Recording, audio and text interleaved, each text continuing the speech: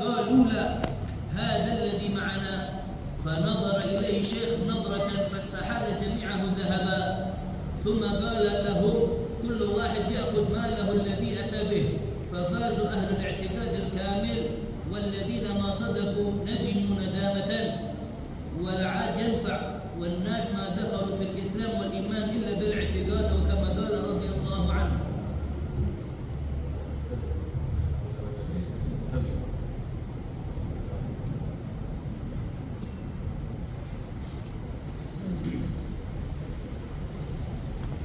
الحمد لله والصلاة والسلام على حبيب الله ومصطفاه محمد بن عبد الله صلى الله عليه وآله وصحبه وسلم. أما بعد،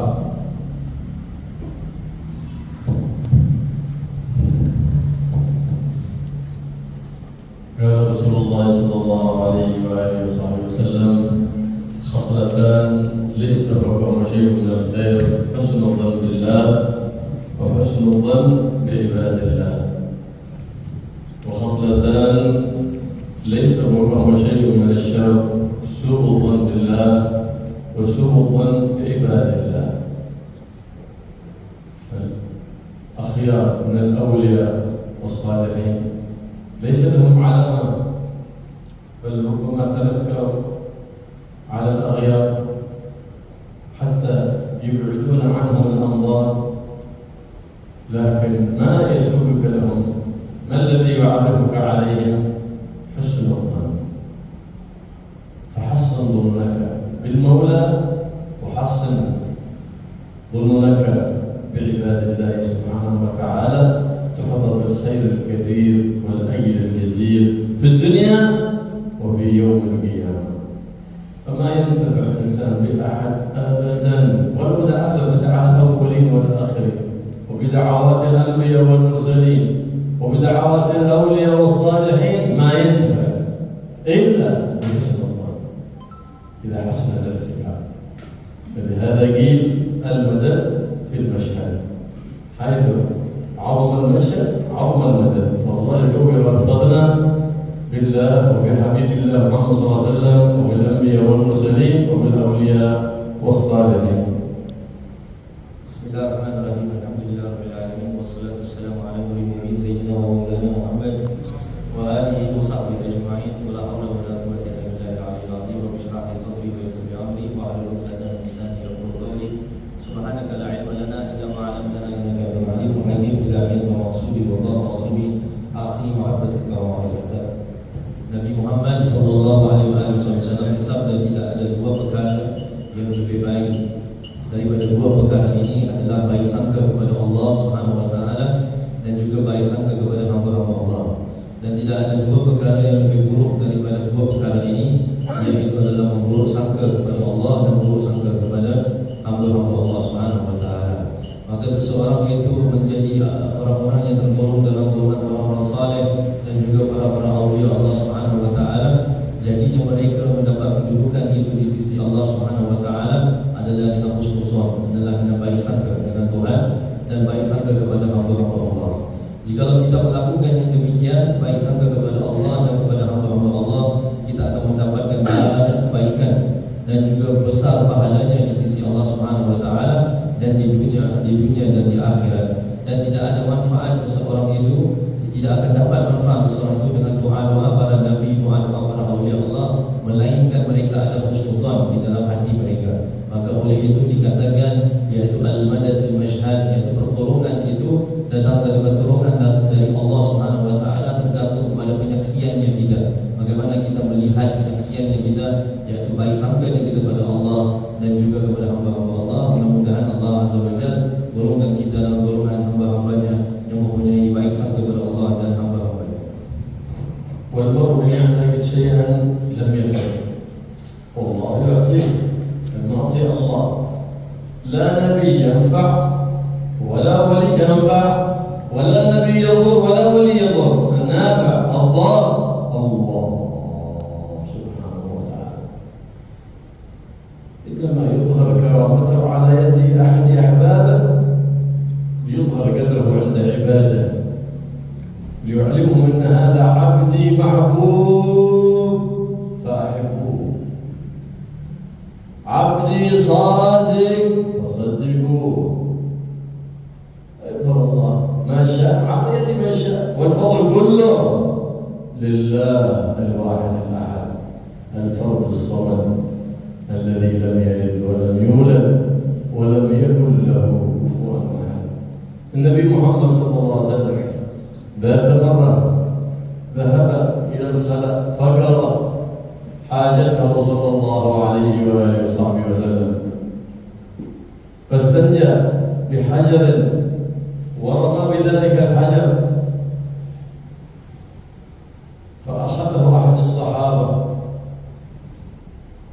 فصار يستشفي بذلك الحجر الذي استنجى به النبي محمد صلى الله عليه وسلم، فرأى أثره بنفسه، إذا أصابه مرض استشفى به، وإذا أصاب أحد من جيرانه مرض استشفى بذلك الحجر، فاشتهر الخبر فصار الناس يأتون لذلك الرجل للاستشفاء بذلك الحجر.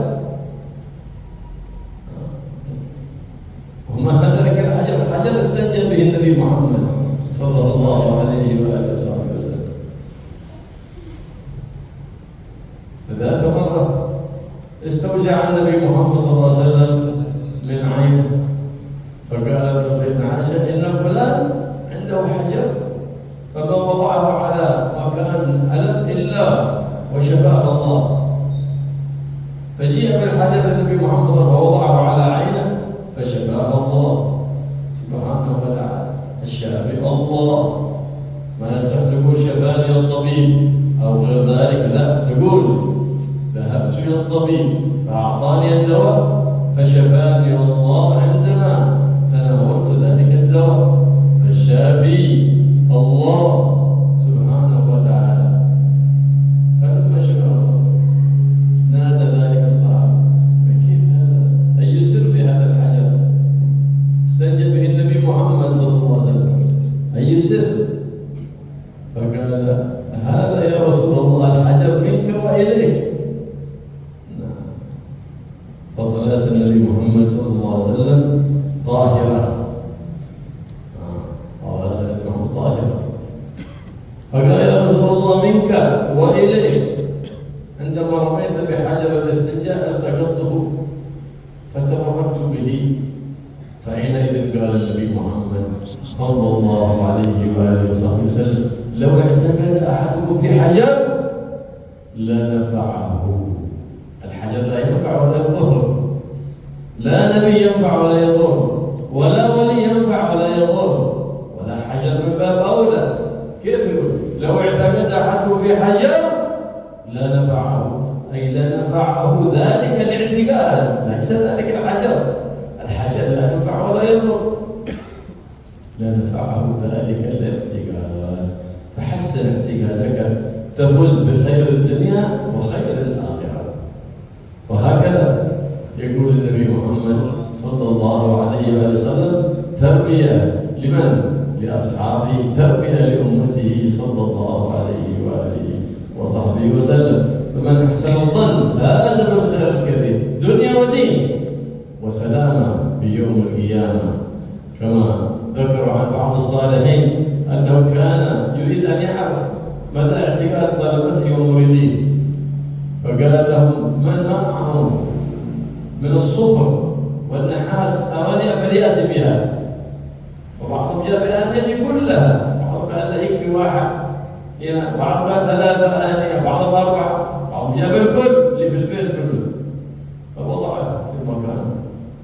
فبعد أن وضعها نظرها بنظرة فسأل الله أن يحول هذه الآنية إلى الصفر إلى ذهب، فصار الذهب كلها. فندم من كان اعتقاده كامل كانت كل آنية ذهب، فندم الذي خلى نصف الآنية وربع الآنية وثلث الآنية في البيت. ندم ندامة كبيرة، لكن ما ينفع الندم فأتبع الخير.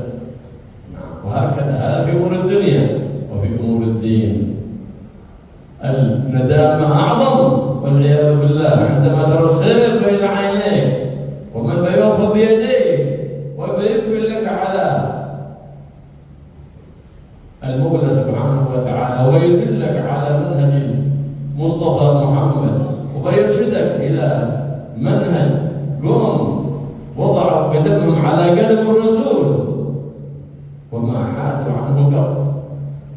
بعد ذلك تفيق في نفسك فتندم ندامة كبيرة وضيعت وقت كثير ولا ينفع الندم.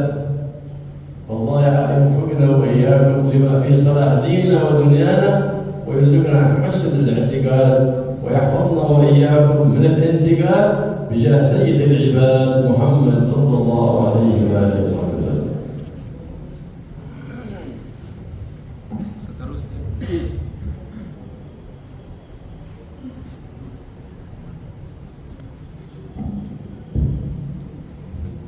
Seterusnya Allah Subhanahu wa taala adalah memberi nikmat.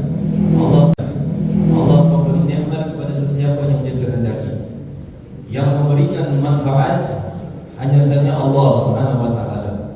Allah Subhanahu wa taala mungkin aja yaitu menzahirkan karamahnya kepada beberapa kekasih-kekasihnya, hamba-hambanya yang dicintai oleh Allah Subhanahu wa taala, hamba-hambanya yang ikhlas. Terserah kepada Allah Subhanahu wa taala untuk melebihkan dan memberikan sesiapa yang Dia kehendaki. Karena subhanallah, kerana pemberian kesemuanya datang daripada Allah Subhanahu wa taala yang Maha Esa, yang Maha Pemberi dan yang Maha kita bergantung, yang tidak melahirkan dan tidak dilahirkan dan tidak sesuatu yang sekutu kepada Allah Subhanahu wa taala. Maka ada sebuah kisah yaitu Rasulullah sallallahu alaihi wasallam pada satu hari lagi sedang pergi untuk qada hajatnya. Kemudian Nabi sallallahu alaihi wasallam menggunakan batu untuk melakukan istinjanya. Kemudian Nabi sallallahu alaihi wasallam melemparkan batu itu. Kemudian salah seorang sahabat Rasul sallallahu alaihi wasallam mengambil batu itu, kemudian menggunakannya. Kalau apa saja sakit yang dia hadapi, maka digunakannya, dan dengan kuasa Allah Subhanahu wa taala disembuhkan dengan keberkatan daripada hajar, yaitu batu yang digunakan oleh Rasulullah sallallahu alaihi wasallam. Maka beliau melihat yaitu kelebihan itu, yaitu atharnya itu ada bekas di dalam menggunakan batu itu, karena segala sakitnya kalau digunakan disembuhkan oleh Allah Subhanahu wa taala.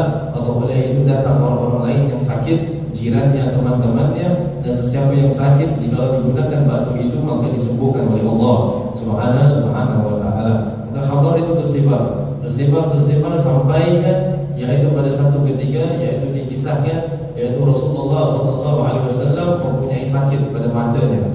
Kemudian Sayyidah Aisyah radhiyallahu anha memberitahu bahwasanya beliau mendengar bahwasanya ada seseorang itu yaitu menggunakan hajar, menggunakan batu untuk menyembuhkan apa saja sakit. Kemudian didatangi hajar itu, diletakkan di mata mulianya Rasulullah SAW, maka disembuhkan oleh Allah Subhanahu wa taala. Maka Habib mengatakan Asy-Syafi yang menyembuhkan adalah Allah Subhanahu wa taala, bukanlah doktor. Kalau kita pergi ke doktor untuk mendapatkan obat, yaitu sebagai wasilahnya, tetapi yang menyembuhkan adalah Allah Subhanahu wa taala. Maka oleh itu para sahabat mengatakan, ya Rasulullah, ini adalah batu yang daripadamu dan kepadamu, yaitu datang daripada Rasulullah SAW dan juga sampai kepada Nabi Muhammad SAW. Maka Rasulullah SAW bersabda, jikalau kamu ada i'tikad, yaitu kepercayaan, yaitu dengan hajar ini maka akan dapat manfaatnya kamu. Yaitu apa maksudnya itu? Yaitu kekuasaannya datang daripada Allah, tetapi dengan keberkatan yang telah digunakan oleh Rasulullah sallallahu alaihi wasallam dalam menggunakan batu itu. Kerana kalau kita memikirkan yaitu batu itu tidak memberikan kita manfaat maupun tidak memudaratkan kita, tetapi telah digunakan oleh Rasulullah sallallahu alaihi wasallam. Tidak ada nabi, tidak ada wali yang dapat memberikan kita manfaat melainkan datang daripada Allah Subhanahu wa taala. Maka begitulah Habib mengatakan Rasulullah sallallahu alaihi wasallam yaitu mentarbiyahkan, mendidik para sahabat untuk mempunyai i'tikad yang benar. Yaitu antaranya adalah husnudzan, yaitu baik sangka. Karena dengan baik sangkanya ini yaitu kita akan mendapatkan kebaikan yang banyak dan kita akan selamat di dunia dan di akhirat. Kemudian dikisahkan ada seseorang itu memerintahkan murid-muridnya untuk membawa yaitu aniyah, yaitu membawa bekas bejana yang bejana berapa banyak yang kamu dapat membawa, maka bawalah di depankan. Kemudian beliau mengisikan yaitu dengan emas. Maka apabila melihatnya itu yang ada kalau membawa satu bejana aja mendapat satu bejana yang penuh dengan emas. Kalau yang bawa 4 dapat 4 yang emas. Maka oleh itu inilah i'tiqad, yaitu baik sangkanya itu. Ini kata Habib, ini adalah dalam urusannya dunia seseorang. Kalau ada baik sangka dengan seseorang, dia mendapatkan apa yang disangkakan dia. Kalau dia tahu orang itu akan memberikan dia yang banyak, maka dia akan membawa bejana yang banyak. Kalau dia mempunyai sangkaan yang tidak baik orang itu, mungkin dia tidak bawa bejana atau membawa hanya satu saja. Begitulah yaitu urusan dalam urusan agama kita itu. Maka janganlah sampai kita sekali-sekali menjadi orang-orang yang penyesalan yang besar, yang mana kita mendapati ada guru yang dapat membawa kita kepada jalan Allah Subhanahu wa taala, yang datang ke tempat kita mengajar kepada kita, tetapi kita tidak mengambil kesempatan untuk berada di sisinya untuk belajar, maka kita akan mendapat kerugian yang sangat-sangat besar. Waktu-waktu kita akan diabaikan, yaitu kita tidak digunakan, diisikan dengan perkara yang bermanfaat. Mudah-mudahan Allah Subhanahu wa taala memperbaiki etika kita dan jadikan kita orang-orang yang dapat husnudzan dan memelihara kita semua.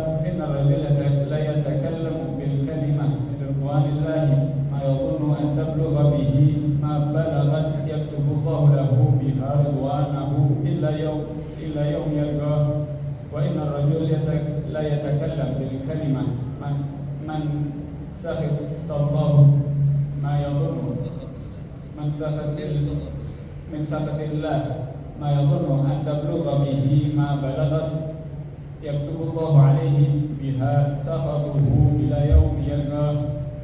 وعنه عليه الصلاة والسلام إن الرجل يتكلم بالكلمة يضحك بها جلساؤه يهوي بها أبعد من الثريا. قال أبو هريرة رضي الله عنه إن الرجل يتكلم بالكلمة ما يلقى لها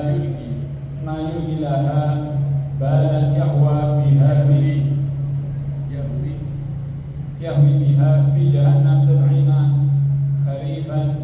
وإن الرجل يتكلم بالكلمة ما يلقي لها بالا يعرفه الله بها في الجنة. والأخبار والآثار هي ذم الكلام فيما لا يعني، والفضول كثيرة شهيرة، فضلا عما ورد في الغيبة والنميمة والكذب وغيرها من معاصي اللسان. ولا عاصم من أمر الله إلا من رحم، ولا معين على ذلك إلا العزلة والصمت، وليس بالعزلة فاجتهد رحمك الله في حفظ اللسان جهدك واحترس منه طاقتك واشغله بذكر الله فإنه من أعطى بك عليك، فإن ضره كثير وذنبه كبير وأمره خطير وضبطه عسير.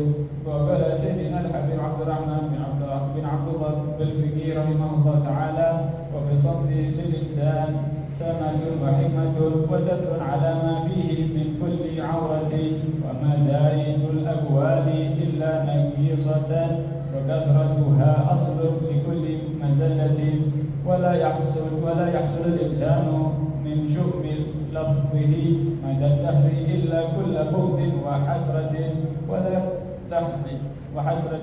ولا تحقرن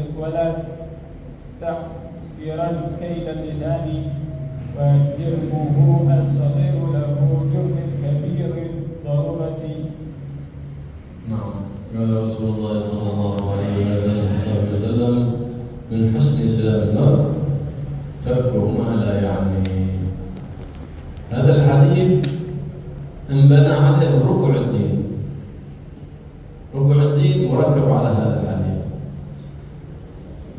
إن عدة الدين عندنا 4 كلمات من كلام خير البرية: اتق الله وازهد ودع ما ليس يعني واعملن بنية. الدين كله يعود على هذا 4. هذا أحدها: دع ما لا يعنيك، فإن إذا تكلمت فيما لا يعنيك لقيت ما لا يرضيك. سأل بعض الصحابة النبي محمد صلى الله عليه وسلم: وهل نؤاخذ على ما نتكلم به؟ قال: ثكلتك أمك يا أبا ذر. وهل يكب الناس في النار على مناخرهم إلا حصائد ألسنتهم؟ فاللسان جرمه صغير حجمه، لكن جرمه كبير. أنت تلقي بالكلمة لا تلقي بها البال، تكسر قلب فلان أو تجرح قلب فلان، فالجرح يبقى معه في قلبه ما ينجبر. فكل جرح علاجه ممكن ما سوى يا فتى جرح اللسان. ما يندم. جرح الدم يندم، لكن جرح اللسان ما يندم، يبقى يؤلم اللسان. الجرح ما يندم، جرح اللسان. فانتبه لكلامك.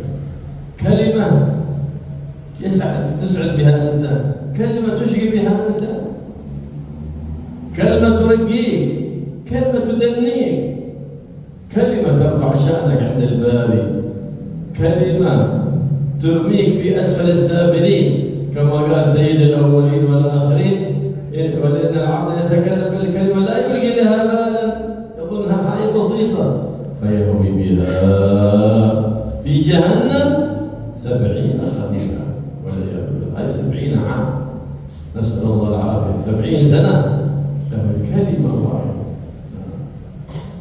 كلمة واحدة. فلهذا كان في الصمت السلامة. إن استطعت أن تتكلم بالخير وتسكت، ففي الصمت السلامة. من خيرا قال محمد أو اسكت. إن استطعت أن تتكلم بالخير ما تعرف تتكلم، اسكت ساكت. ليه تتكلم؟ ما تعرف تتكلم أصلا. فلهذا جعل الله سبحانه وتعالى على اللسان سجانا. سجانا. السجان الأول الأسنان، والسجان الثاني الشفتين. معنى هذا يفك القيود ويتكلم.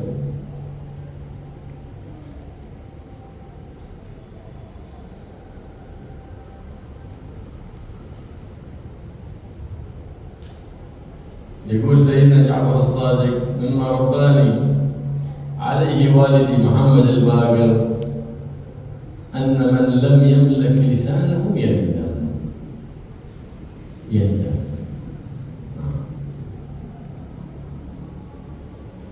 ولهذا كان للتربية لها شان.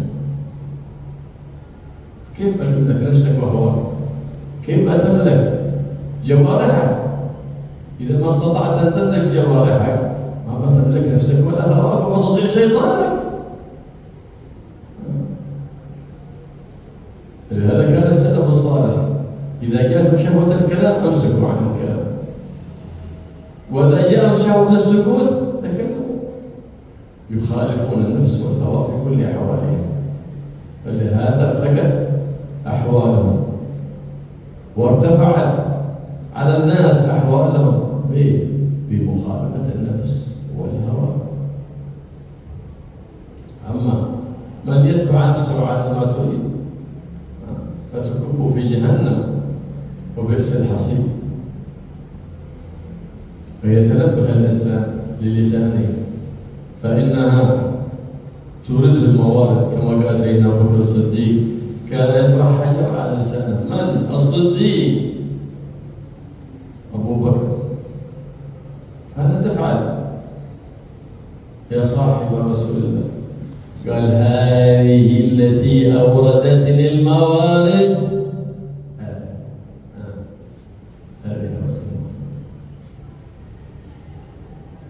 وكان أحد الإنسان العطاس جماعة زوار، وكان يتكلم في حديث، ثم تكلم أحد طلبته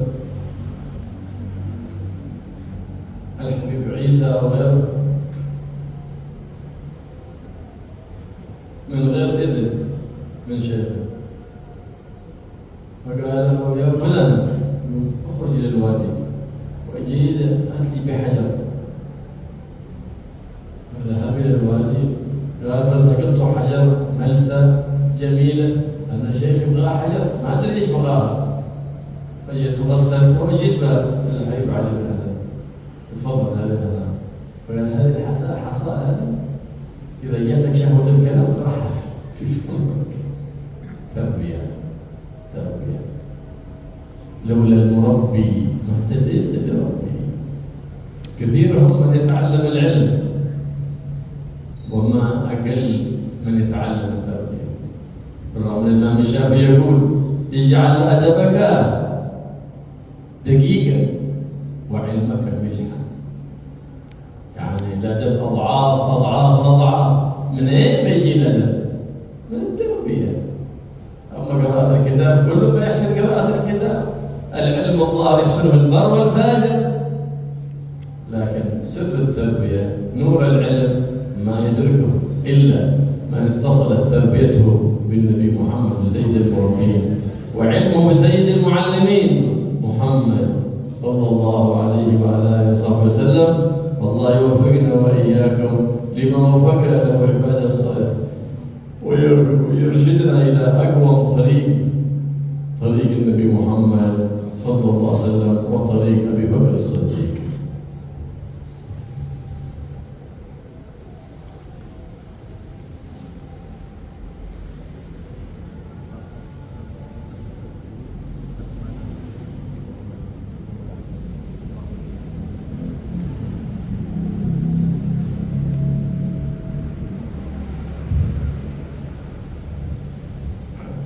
Rasulullah sallallahu alaihi wasallam bersabda, seseorang itu daripada kebaikan Islam, kecantikan Islam, seseorang meninggalkan sesuatu perkara yang tidak ada guna baginya, yaitu tidak ada manfaat baginya. Maka oleh itu seseorang itu haruslah menjaga lisannya antaranya. Dan juga hadis ini daripada Rasulullah sallallahu alaihi wasallam dinamakan rubu'ud-din, yaitu 1/4 daripada agama. 4 kalimat ini yaitu jikalau seseorang melakukan maka sempurnanya agamanya, yaitu yang pertama adalah takwa kepada Allah, yang kedua zuhud, yang ketiga meninggalkan sesuatu yang tidak ada manfaat baginya, dan yang keempat adalah yaitu segala amalnya berdasarkan daripada niat.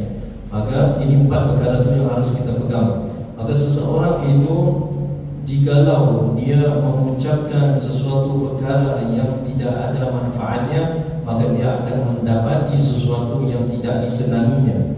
Maka pada satu ketika Sayyidina Abu Dzar dikatakan kepada Rasulullah SAW, wahai Abu Dzar, manusia itu akan dicampakkan ke dalam api neraka, dibalikkan kepalanya dulu, dimasukkan di dalam api neraka disebabkan kerana apa yang diucapkan oleh lisannya. Maka Habib mengatakan lisan ini iaitu saiznya itu kecil, tetapi dosanya sangat-sangat besar. Maka kerana apa? Kerana apabila kita ngobrol, kita ngomong kepada seseorang, mungkin saja kita ngomong dengan sesuatu yang akan mengecilkan hatinya, mematahkan hatinya, maka itu satu perkara yang sangat-sangat salah. Kerana apa? Kerana iaitu jenayahnya, iaitu lisannya ini tidak ada obatnya. Jikalau lukanya darah itu bisa dihilang, tetapi luka yang diterima daripada lisannya orang lain itu enggak bisa dihilangkan. Maka berhati-hatilah kita semua dengan semua apa yang kita akan ucapkan kepada sesiapa. Maka satu perkataan, kata Habib, satu aja perkataan akan bisa menaikkan kita tinggi di sisi Allah. Satu perkataan juga menjadikan kita mulia di sisi Allah, dan juga satu perkataan juga bisa merendahkan kita dan menjadikan kita orang yang hina di sisi Allah Subhanahu wa taala, dan satu perkataan bisa juga kita dilemparkan kepada asfal safilin, kepada tingkatan yang paling rendah sekali di sisi Allah Subhanahu wa taala. Rasulullah sallallahu alaihi wasallam yaitu bersabda, yaitu bermaksud satu perkataan yang diucapkan daripada seseorang itu boleh menyebabkan dia masuk dalam api neraka selama 70 tahun. Maka cuba bayangkan satu saja, satu perkataan saja bisa juga orang itu masuk neraka selama 70 tahun. Boleh itu dengan berdiam diri kita akan selamat. Jikalau kita enggak bisa mengobrol cakap yang perkara yang baik, maka berdiam diri. Kalau kita enggak tahu bagaimana untuk ucapkan sesuatu dengan baik, maka kita berdiam diri. Itulah yang akan menyelamatkan kita. Allah Subhanahu wa taala menjadikan lisan kita ini, di dalam lisan kita ada dua penjara, yaitu yang menutup, yang menjaga lisan kita. Yang pertama adalah gigi kita, dan yang kedua adalah kedua bibir kita. Maka jika ditutup, maka tidak akan kita ngobrol mengucapkan. Tetapi kalau dibukakan gigi kita dan bibir kita, maka kita akan mengucapkan ucapan-ucapan yang sama ada yang baik maupun yang tidak baik. Sayyidina Ja'far Shadiq radhiyallahu anhu, beliau mengatakan daripada apa yang telah ditarbiyahkan oleh ayahku Sayyidina Muhammad Al-Baqir radhiyallahu anhu, yang mengatakan seseorang yang tidak dapat memiliki lisannya, maka dia akan mendapatkan penyesalan yang besar di sisi Allah. Maka oleh itu penting sekali seseorang mendapatkan tarbiyah. Tarbiyah ini adalah sesuatu perkara yang sangat-sangat penting, sebagaimana kita dapat menjaga seluruh anggota tubuh kita daripada perkara-perkara yang tidak gunanya. Maka para salafus salih, mereka mengatakan, jika datang syahwat untuk saya ngobrol, untuk saya berkalam, maka saya akan diam. Jika datang syahwat untuk saya berdiam, maka saya akan bercakap. Maka mereka sentiasa dalam keadaan yaitu melawan hawa nafsu mereka. Karena dengan melawan hawa nafsu, kita akan dinaikkan kedudukan kita di sisi Allah Subhanahu wa taala. Kita akan tambah dekat dengan Allah Subhanahu wa taala. Begitulah keadaannya para salafus salih yang sentiasa di dalam kehidupan mereka, mereka sentiasa melawan hawa nafsu. Kerana orang yang tidak melawan hawa nafsu dan mengikuti hawa nafsu, maka takut-takut mereka akan dimasukkan di dalam neraka jahanam, dan itu tempat yang paling dahsyat oleh seseorang kembali kepadanya. Maka begitulah, jagalah lisan kita. Seperti Sayyidina Abu Bakar As-Siddiq radhiyallahu anhu, sehingga beliau memasukkan yaitu batu di dalam lisannya, dan mereka berkata kepadanya, apa yang kamu lakukan wahai Abu Bakar Siddiq? Sedangkan beliau adalah Siddiq, orang yang berkata jujur dan tidak pernah berbohong. Maka beliau mengatakan, ini menjadi sebab saya akan menjadi susah, yaitu lisannya. Takut-takut dia akan ngomong dengan sesuatu yang tidak dapat bermanfaat. Maka ada sebuah kisah daripada Habib Ali bin Hasan Al-Attas. Maka ada satu ketika di dalam majlisnya ada tetamu-tetamu yang menziarahinya. Maka di dalam majlisnya itu ada beberapa orang yang ngobrol Habib Isa dan yang lain-lain tanpa izin daripada syekhnya itu. Maka oleh itu kerana di dalam majlis itu kita tidak harus berkata-kata melainkan dengan izin, maka beliau mengatakan kepada seorang fulan, pergi ke satu lembah ini, ke wadi ini, pergi cari batu. Maka mereka satu orang tu pergi mencari batu, yang orang yang bercakap ini ngomong tu pergi mencari batu, maka apabila datang ke situ, maka Habib Ali mengatakan, yaitu batu ini adalah untuk kamu masukkan di dalam mulutmu jika kamu mempunyai syahwat untuk bercakap. Yaitu ini adalah antara cara-cara mereka para salafus salih mentarbiyahkan orang-orang lain. Maka disebutkan, kalaulah bukan seorang murabbi, kita tidak mengetahui yaitu jalan kepada Allah Subhanahu wa taala. Ramai orang bisa mencari ilmu zahir, ramai orang bisa menjadi pandai, tetapi dalam tarbiyah itu adalah sesuatu perkara yang berlainan. Imam Syafi'i rahimahullah taala mengatakan, jadilah adabmu sebagai tepung dan ilmumu sebagai garam, yaitu maknanya adabmu itu bertambah-tambah, yaitu berlipat ganda, berlipat ganda daripada ilmu kamu. Maka adab itu kita akan dapat hasil adalah daripada tarbiyah, daripada seorang guru, seorang syekh. Ilmu zahir, maka sesiapa yang dapat belajar, walaupun orang itu orang yang suka melakukan kemaksiatan, tetapi ilmu yang mendatangkan nur, mendatangkan cahaya, harus dia belajar daripada seorang guru yang sanadnya bersambung kepada sang guru Nabi Muhammad sallallahu alaihi wasallam. Mudah Allah SWT memberikan kita taufik untuk kita melakukan kebaikan, dan mudah-mudahan Allah tunjukkan kita kepada jalan yang terbaik, jalan Rasulullah sallallahu alaihi wasallam.